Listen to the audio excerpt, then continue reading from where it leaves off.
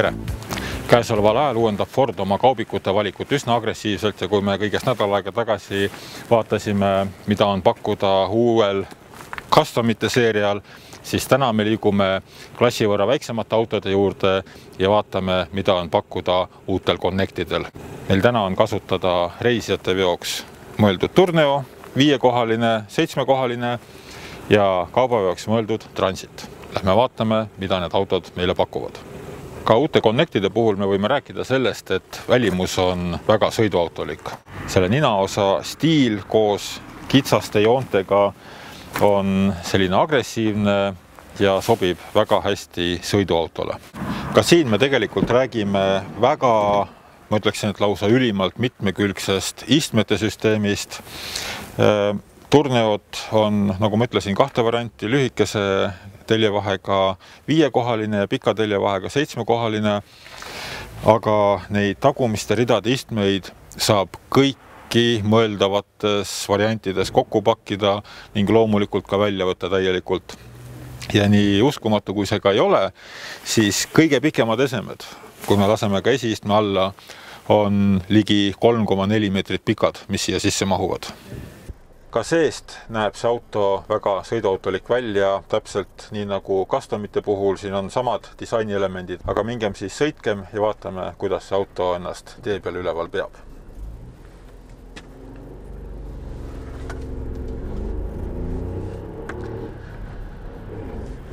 Meie praegune auto on komplekteeritud selle sama Fordi 3-silindrilise 1-liitrise töömahuga EcoBoost turbomootoriga. Selle põhiliseks heaks omaduseks on muidugi ääretult madal kütusekulu. Connect ehitatakse Kuga ja C-Maxiga samale põhjale. Need autosid toodetakse Hispaanias, Valencias ja tootmine pandi käima vaid mõned päevad tagasi. Connecti konstrueerides pöörati suurt tähelepanu mahutavusele, vastupidavusele, turvalisusele ja madalatele omamiskuludele.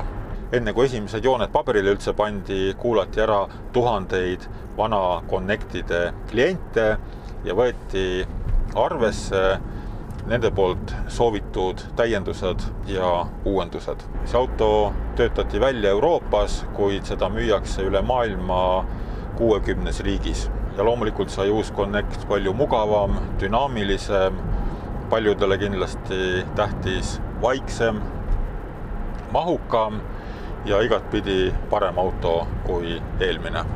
Ja loomulikult ei ole Transiti suured siledad plekkpinnad tagaosas sattunud sinna sugugi juhuslikult, vaid need kujustati just selleks, et sinna iga klient saaks oma firma reklaami võimalikult suurelt eksponeerida.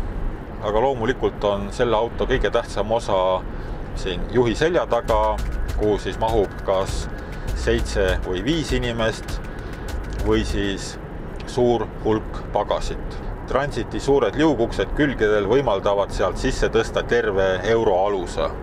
Aga ka näiteks tagumine laadimisava on tehtud nii madalaks kui üldse vähegi võimalik.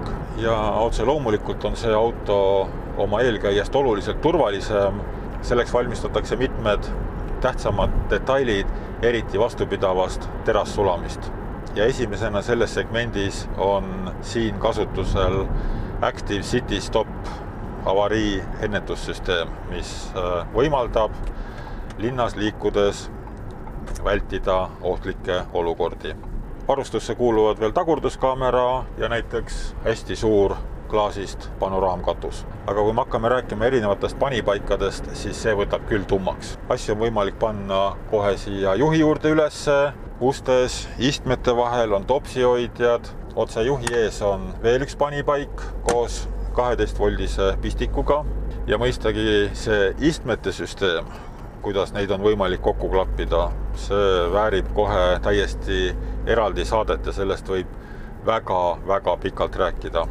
Niisiis selline on uus Ford Connect. Ma usun, et linnas me hakkame neid nägema väga palju ja miks mitte ka vajadusel suureks ja mahukaks pereautoks. Meie näeme teiega järgmisel nädalal juba järgmise autoroolis. Seniks nägemist!